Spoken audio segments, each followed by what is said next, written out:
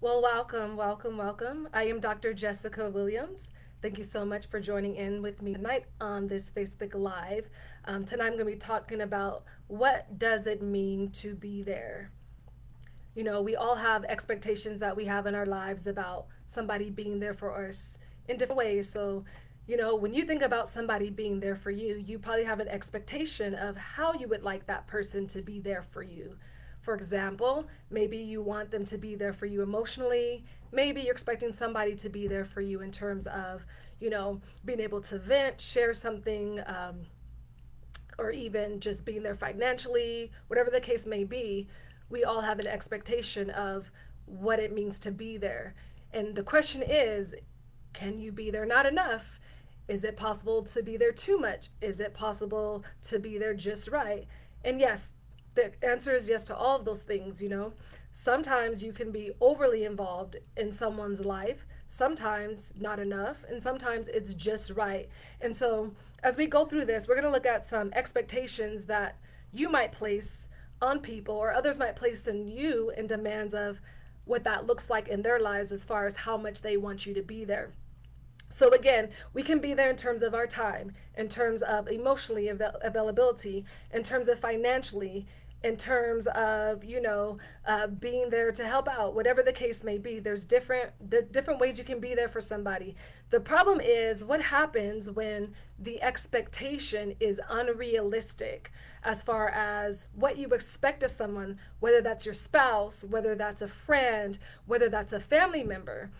Somebody may feel like they're being there because they're doing X, Y, and Z, but to you, that might feel like nothing because in some other people's minds, the way they be there, the way that they're there for you is different than what you expect them to be. So, for example, and I see this a lot. A parent, let's talk about a parent providing for their children, for their household. A parent that works a lot and never sees their children because they're working a lot from that parent's perspective. Oh, I am being there because I am providing financially for my family. So I am there financially. I may never see my family. I may never see my kids. I may not make it to a sports game. I may never make it to an event that they have, but I'm there because I'm providing financially. They have what they need because of that contribution. So that parent might think, I'm there because they think of their being there in terms of providing financially.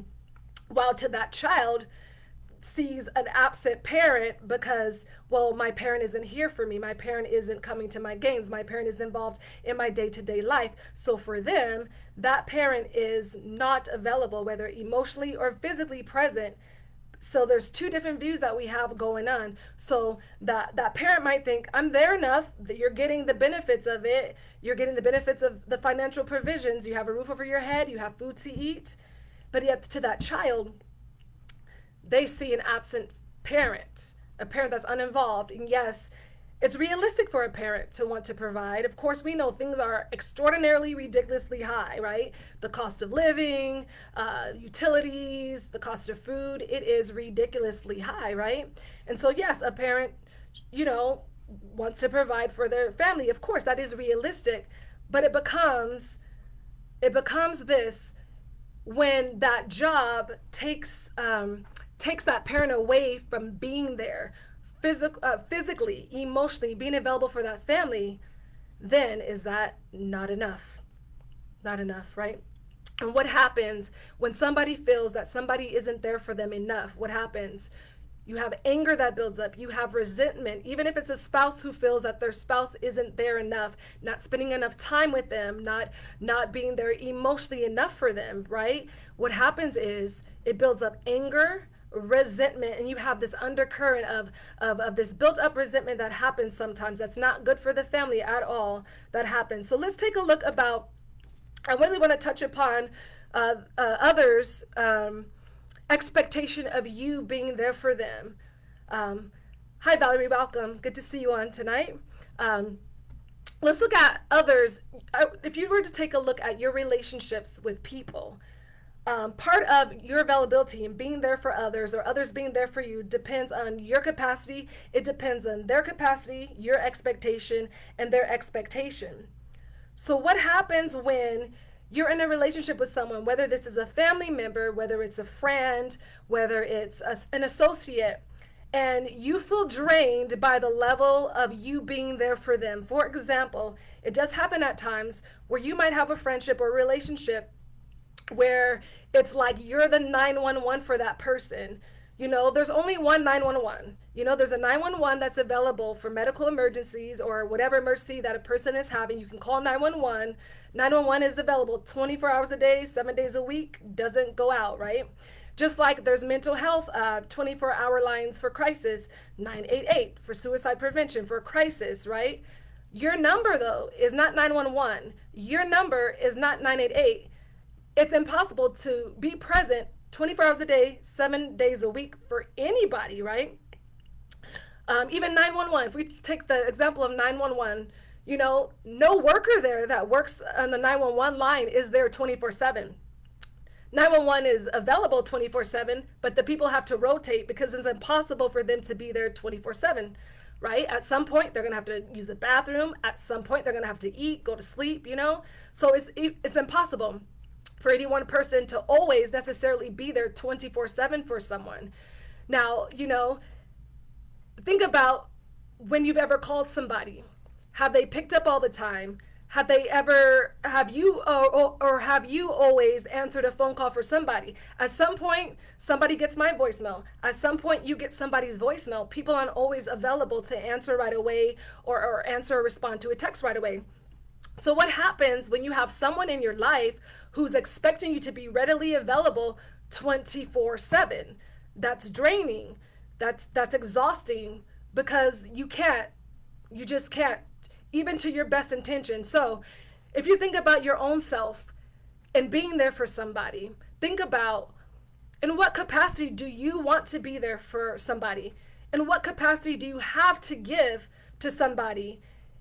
Is it possible that at times you have overextended yourself and your availability, that now that person, it's like a fix for them, that now they're dependent on your availability to always be there in every crisis, in everything that they go through, in every adverse situation? It gets draining sometimes, right? And it doesn't mean that you're not a good friend sometimes when you say, you know, I can't pick up the phone right now. It doesn't mean that you're not a good friend, a good family member, because right now you can't take that call, or you can't be physically present to drop everything and help out. You know, sometimes you just can't because there's other things going on in your life that you have to attend to at that moment, and you just can't. And it's okay to say no sometimes. But here's what happens sometimes in relationships, in friendships, or with associations sometimes. People feel afraid to say, no, I can't, or no, I can't help out, or no, I can't do this. Why? Because then you might feel guilty. You might feel guilty, or the other person might lay a guilt trip upon you because you can't. But if you can't, you can't. But then you'll resent that person, or maybe even yourself, for doing something that you never had the capacity to do, or that you weren't available to do just because you didn't want to offend that person or hurt their feelings, right? But you have to be careful too, because sometimes people will know how they can just wear you out and wear you down to where you say yes. It is emotional manipulation. Now, if you cannot say no and a friend not understand that, okay, I can't be there right now because I got this going on, or I got to attend to my family or my child or whatever, and if it's not okay that you can't, and they get really upset, they throw their tantrums, that tells you that there's a problem there. There's a problem there. Because you should be able to, at some point, be able to say, no, not this time. I can't be there because, you know, I got to be there for my family, you know. And I'm talking about more so in the context of people in your life that are the ones that are needy, or the ones that are always in crisis, or the ones that are always needing your advice, you know. What about people that sometimes come into your life, they ask for your advice, what do I do? You give them all the advice in the world, but they never take it. And year after year, month after month, day after day, week after week, it's the same thing, the same problem, the same situation. And listen, your role isn't to necessarily always be a fixer, to fix things for everybody, because sometimes people want you to be there to fix their problems, to be there to fix their life. And it's not your responsibility necessarily to fix somebody, to fix their life. Now you can be there as a friend, as a family member, to support them, to be that shoulder that they can lean on, to be someone that they can just sit and talk to when you listen, and you just be there emotionally, be there supportive. But when you become in the role of the fixer all the time, that is a problem. And why is it a problem? It's a problem because it never gives a person an opportunity to grow, to learn how to problem solve for themselves, to learn how to navigate difficult situations if they always have you being there to do it for them, to think for them, to tell them what to do, to tell them how to do it. Then how would they grow, or how would they learn what to do if you're not there, if you can't be there? And so sometimes we can be a crutch to people, and it hurts them because then they never develop the skills to handle anything on their own. Hi, Teresa. Glad to see you on tonight. You can be a crutch to somebody if you're always jumping in to be there and never allowing them to feel that struggle. Sometimes people need to feel that struggle a little bit. They need to understand and learn skills to overcome, and learn skills to get through, and learn skills to problem solve. We can't take that away from people by always jumping in. Okay, I'm going to do it for you. I'm going to do this. They need to grow. They need to learn how for themselves, because they'll be crippling in their lives if we always jump in as a friend or as a family member to do it for them, to solve that problem for them. Hi, Judy. Welcome to the Facebook Live tonight. Glad to see you on. So yes, we can always jump in for somebody else to fix their problems. They need to learn what to do sometimes for themselves. So yes, it's possible that you can be there too much for somebody, to the point that it drains you. It's like sucks the life out of you. So, you have to learn how to say no sometimes. Not today, not taking that phone call today, for your own peace of mind. This is a real experience that I went through. Sometimes, let me back up just a little bit. It is good to always evaluate the role of people in your lives. People will have different levels of access to your life, to you, to your time and your availability, depending on the role that you allow them to have in your life. And so you have to evaluate for yourself, what role does each person in your life need to have? Are some people in the wrong role in your life? Because different roles, like for me, certain people get more access to me depending on their relationship with me. The closer people get a little bit more access. There are some people that know, you can call me 2:00 in the morning. I'm going to take your call if you need me to be there. If something is going on, I'll take it. Not everybody gets that same level of access that somebody more close gets, Same for you.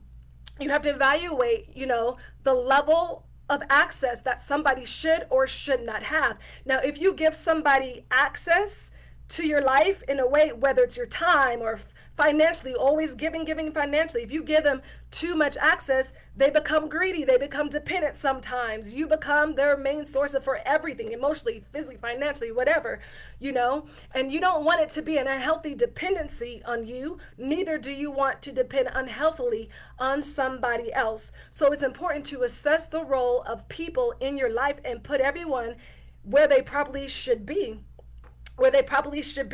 Because sometimes not everybody needs to know your business. Not everybody needs to know everything. You'll have people that you can trust with certain information, and some people that they get no information about certain categories of things in your life. You have to assess what information people even in your life can be trusted with.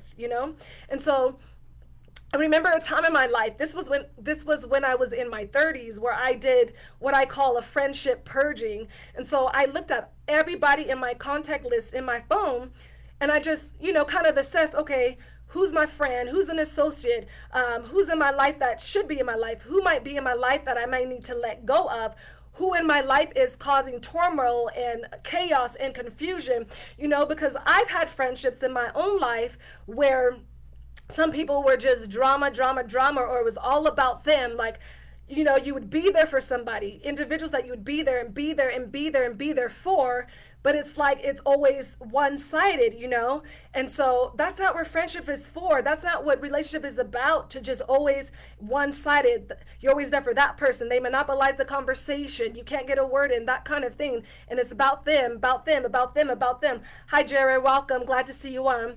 It's about them all the time, right? That's not mutually beneficial. So what I did is I looked at all the people in my life, and I looked about, okay, does this person need to be in my life? Does this person in any way help me grow? Do I help them in any way grow? Do I add value to their life? Do they add value to mine? Is this a good relationship for me to have? Does this person need to be in my life, you know? And because sometimes some people will challenge us that do need to be in your life, that might get on your nerves, that might rub you the wrong way, but doesn't mean you need to drop them. There's something beneficial in that relationship. But when a relationship, a friendship, you know, it becomes draining, it becomes vampirish, where it feels like it's sucking out your blood, where you feel drained, emotionally exhausted, that is a problem. If there's always a whirlwind around somebody and they're bringing drama into your life, that is a problem. Or I don't know about you, maybe you have said this, or maybe someone has said this that you heard, where they said, oh, no one's ever there for me. But you know you've been there. You know you've rearranged your schedule always to, you know you dropped everything just to help them out, to be there in their time of need. And then they say, no one's ever there for me. What does that do to a person? It makes you feel angry. It makes you feel like, how dare you? The audacity. I've been there. Like, do you see me? Do you not realize? And some people, no matter what you do, they'll say, no one's ever there for me. No one's ever there for me when you've been there. What do you do? What do you do? And that's why you have to gauge, you know, your capacity. What is your capacity? It's good for you to know what is your capacity to give, what is your capacity to receive in any friendship, in any relationship, to be there. Because if you go beyond your capacity, you're going to be drained, you're going to be resentful. That happens, right? And then you can't expect anybody else to go beyond their capacity. So sometimes people will expect someone to be there for them, to be there, to be present in their lives, who are emotionally unavailable, that they can't. There are some people that are just going through it, that are so hurting, so wounded, that their focus is so on their hurt and so on their wound. They don't have the capacity necessarily sometimes to be a good friend. They don't necessarily have the capacity to be there for you like you're there for them, because their focus is themselves. Their focus is their hurt and their pain. And sometimes some people can't see beyond that. And so you also have to understand sometimes what the capacity of somebody else is to be there or to give you their time or their availability. Because some people don't have the capacity. They don't. Some people that should be present in your life then are not. Don't have the capacity sometimes, you know? And so you can't put your faith and hope in somebody who doesn't have the capacity to give you what you need, because sometimes people, they can't until they get to the point where they're able to see beyond the hurt or see beyond the wound, to really value that friendship. Not that they don't value the friendship or relationship, it's just that, you know, I've been there myself, caught up in my own problems, my own circumstances, my own hurts, my own wounds at times in my life that happened to me in the past, that, you know, you think about me, myself, that it's hard to really be present even in conversations with other people, because we're focused on ourselves. It's like when you get a phone call for somebody, you know you're calling them because there's something that you need from them. So you might start off with how you're doing, but you're really trying to get to the, okay, let's talk about me, like what I'm going through, you know? I've done it before. You might have done it before at times, but that happens too at times because we're wanting something. Let's be real. It happens, right? It does happen. So you have to discern the relationships in your life. Is it always crisis related? Or are you enjoying mutual beneficial relationships where, you know, you get to enjoy shared memories, where people are there for you to celebrate your events, celebrate, you know, important events in your life, whether it's graduation, whether it's birthdays, whether it's just something that's so significant that happened in your life. Because what happens when we want that person that we love the most, that is so significant to us, to be there, and they're not there at a very crucial, critical, very important celebratory time in our life, it's heartbreaking, right? especially if they gave a commitment, right? Especially if they said, like, I'm going to be there, especially if they RSVP'd, right, and they don't show up. That's heartbreaking. It's like when parents, it's very heartbreaking to see, like, when a parent will say they're going to come pick up their child, and that child is waiting and waiting and waiting.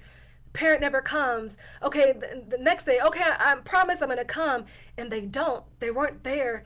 What happens when a person experiences in their life someone that should be there over and over and over and over again, and that person is never there that should be there? What happens? It makes a person feel insignificant. It makes them feel not wanted. It makes them feel not loved. It makes them feel not valued. And then what happens? They begin to see themselves as not worthy, as not lovable, as unwanted, as not important. So that's why even when we make a commitment to be there to somebody, it's important that we keep our commitments, because it has an effect on somebody else, right? It makes them feel like, oh, well, maybe, sometimes people will feel I'm not good enough, or they don't like me, or something like that. So that's why even in you being there for other people, if you make a commitment to be there, that you're going to show up, that you're going to do something, do it. I get, sometimes things happen outside of our control where we can't. But when you can, keep your commitment, because that has an impact on somebody else's life. And what happens when a person constantly experiences a letdown? They put up walls. And it makes it hard for people to trust or expect that anybody else is ever going to be there for them in their life, especially when it's been over and over and over that they've experienced a letdown. They could experience a word not kept, a promise not kept. Well, you said you're going to be here today. You said you're going to pick me up here. You said you're coming over. You said this. And when the word isn't kept, that's disappointment. And we can see the effect in our society of disappointed people. Sometimes it manifests in anger. Sometimes it manifests in lashing out. Sometimes it manifests in self-destruction. When a person is hurt and wounded and it's buried, it comes to the surface at some point. And sometimes it's not in a good way. Sometimes it's in a destructive way. So even for yourself as well, be mindful of how you show up for people. Be mindful of maybe what your absence feels like to somebody else. Be mindful of your importance and your value that you play in someone's life, and be mindful of their value and their role and what they play in your life as well. And sometimes it's okay to have direct conversations. Sometimes, people will feel a certain way about somebody not being there for them, but they won't say anything. But there's an undercurrent of resentment because it's not dealt with. And it's okay to address things with people, because sometimes it's just a misinterpretation of expectations of being there, Sometimes some people don't even realize, they feel they've done enough, and maybe they really have done enough, and maybe the demand you're putting on somebody else is just a little too much, that they can't meet that demand. And it's not good to put any unrealistic expectations on anyone. So it's an opportunity for all of us, even myself included, Miss Professional. It's just good for all of us to be mindful of any unrealistic expectation that we might have put on somebody. Why do you expect what you expect from some people? Is your expectation too high? Is it even not enough? Is it too low? Or is it just enough? This is sometimes why relationships, friendships, and things get torn apart, is just because of the wrong expectations, or just the miscommunication of what you need. Sometimes you have to communicate what you need. If you want that person to be there, if you need something from that person in that moment, you have to communicate it sometimes. People can't read minds. We can't expect people to read our minds about what we need. We have to open our mouths and say something, because it's not fair to be mad at somebody that doesn't know that, oh, I didn't know that I wanted you to do this, or I didn't know that you needed this of me. I didn't know because you never said it. And it's unfair to go around being mad and having an attitude because somebody didn't meet your needs. So this leads me to another point, is that it's not right to expect somebody to meet an unmet or unfulfilled need in your life. And sometimes we want somebody to be there for us in that way, to fulfill a void, a need that we didn't get. And that's not somebody else's responsibility to fill a void, to fill a need to meet our needs like that. It's not somebody else's responsibility, and it's not fair to that other person. And sometimes that happens in relationships where you're wanting a need, you're using the relationship to get a need met, you know. And sometimes, that's just not right, to expect that someone's going to meet every one of my needs financially, mentally, emotionally, physically. That's not their responsibility to me. It's the wrong source that you're looking to. If you're expecting someone to be there for you in that way, they can't. They will fail every single time. They will let you down every single time. Nobody can be everything like that to you for everything that you need. So it's important to just understand everyone's role in your life and the role that they are to play. And it's good to take inventory. It's good to take inventory of your relationships that you have right now, the friendships that you have right now. Maybe some adjustments need to be made, for the better of your life, for the better of their lives. Going back to my situation some years back with some friendships that I've had, someone told me, they noticed that I got caught up they said, you got caught up in the whirlwind of this person's life. Like, you're all caught up in it. Like, I literally would, like, get phone calls all times of the day, with people that wouldn't even ask me, like, hi. It's just going straight to the point about what they need, what they're going through. Can you help me out? Can you help me out? Can you do this? Can you do this? And somebody noticed and they said, you're caught up in the whirlwind of this person's life. Like, I was getting anxious too. And it made me feel like when I couldn't do something, it made me feel like maybe I'm a bad friend. Maybe I'm not there enough. Maybe I need to do more. And now I realize, people can manipulate you for their own purpose to get what they want from you, And so I remember there were some friendships that I had to let go, and it brought peace to my life because it was so chaotic. It was so whirlwindish, that it just wasn't good for me. And it's okay sometimes, to have to let some people go in our lives because it adds no benefit. If it's more harm than good, it's okay. Sometimes we have to walk away from friendships, because it's just a disaster anyways. And when I did that, it brought back a peace to my life, And I say this, if you're going to take a trip, don't take a guilt trip. Don't let people manipulate you to take a guilt trip for saying no. If you're going to take a trip to somewhere nice, not a guilt trip. Don't do guilt trips. That is manipulation, and people know how to manipulate. I have seen people that know how to, that are, in a sense, master manipulators. They know how to do it. They know how to play on your emotions. They know how to, put on the waterworks, the tears. They know how to make their voice sound a certain way so that they can get you to do something. And like, something will tell you on the inside sometimes, like I shouldn't do this. No, it's not. I don't need to be involved in this. But you override it sometimes because maybe sometimes you're afraid of hurting their feelings. Maybe you don't want to offend them. Maybe you just want to be a good friend out of the genuineness of your own heart. But sometimes even being there overly involved causes someone to be so dependent upon you that now you're the distributor of all their emotional needs, all their mental needs, everything. And that's the wrong role for you to play. So what does it mean to be there? You will decide for yourself the capacity that you have. You will discern for yourself what being there looks like, and how much and how little, or how much or how little you need to be there for somebody. And it's not cold-blooded. It's not cold-blooded because you can't be there 100% all of the time. I mean, you're going to go to the bathroom, you're going to be sleeping. Like, it's not unrealistic. It's unrealistic for someone to expect you to be available 100% of the time, all the time. You just can't. So do yourself a favor. It'll make your life feel wonderful, make your life feel more peaceful. It's just to know what your capacity is. It's just to discern and understand what a person is always wanting from you.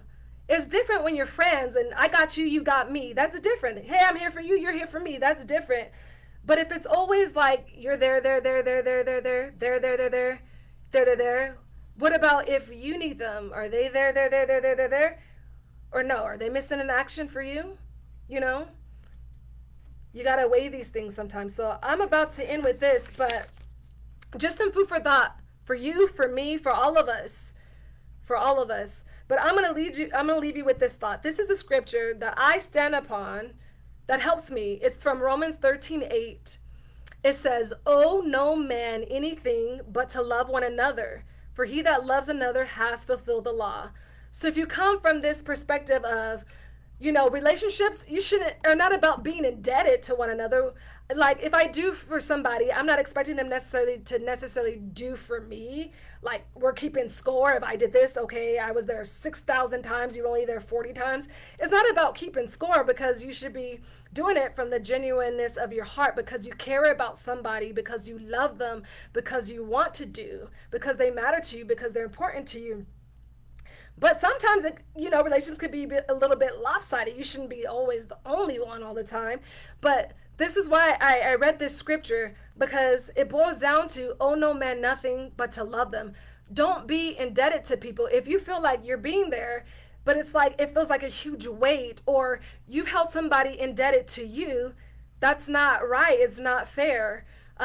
So owe no man nothing but to love him. And how do you love somebody? You love them by being there, but not overly being involved. You love them by if you have something to give, okay, you give when you need it, because sometimes people can take advantage of you financially being there. That is their expectation, and when you say, no, I can't give it this time, you'll see people get attitudes. People will get mad. Like, I know you have it, but sometimes even if you have it, it doesn't mean that you're always supposed to give it, because again, sometimes people need to be responsible for themselves. We can't take away the responsibility for everybody. I get it. I understand. Some people, they get in a jam, and of course I will give to a friend in need if I have it. I would. But sometimes some people, you can't always give, because that becomes that crutch, and they never become responsible for themselves. So it's the concept of owing nobody anything but to love them, not being in debt to people emotionally, with your time, and financially. Love them. But love also has boundaries. Love has boundaries as well. And so I hope you got something out of this live today. I think the next topic I'm probably going to do is boundaries, because boundaries are so needed, and even boundaries tie into being there for others, or others being there for you. It so goes hand in hand as well. So I hope you got something out of this today, and I hope you will take this and just evaluate who's in your life. Evaluate, whether maybe you can step it up with how you are there for your friends or not, or maybe other people need to step it up too, and how they're there for you. It's just a time to evaluate, because you have things to do in your life, and you don't need, people that are dead weight in your life dragging you down, or your focus being on something where it should not be, because this person demands so much of your time, so much of your attention, or too needy, too clingy. You have things to do, great things to do. You have a world to impact. And sometimes some people will come into your life for the purpose, they're a hindrance in your life sometimes. And sometimes people will keep people around in their lives just out of familiarity, because maybe you've known them in your childhood, maybe they're a family friend, whatever the case might be, and it's just out of familiarity. But it's time to have relationships that are meaningful, that have purpose attached to it, that are not draining, that when you see that phone call in that person's name, that it doesn't make you want to puke, it doesn't want to make you throw up, it doesn't make you want to run away, like it doesn't make you want to hide. The point of relationships is that there's purpose tied to it. And so it's about edifying and building up the relationships that you have. So thank you once again for coming on to join me tonight on this topic. I would encourage you to do as I did, just to evaluate who's in your life, see who needs to be there, who's not, or maybe who doesn't need as much access as maybe they've had or expected from you to be there for them. It's just a time to evaluate, so that you're not drained, you're not exhausted. Because people can wear you out if you give beyond your capacity, and you're not meant to be worn out, right? So thank you so much for joining. I hope you have a good rest of your day today. Stay tuned for the next topic I might be doing, which might be boundaries. Yeah, that's a good one. Because some people don't have boundaries. Some people need boundaries. Some people have too firm boundaries. Some people don't have enough boundaries. So boundaries is a good topic. I think that's where I might go next. So stay tuned. Stay tuned for more information on this page. Thank you for joining once again. I am Dr. Jessica, inspiring hope, igniting peace. And I hope you have a good day. Thanks so much. See you later.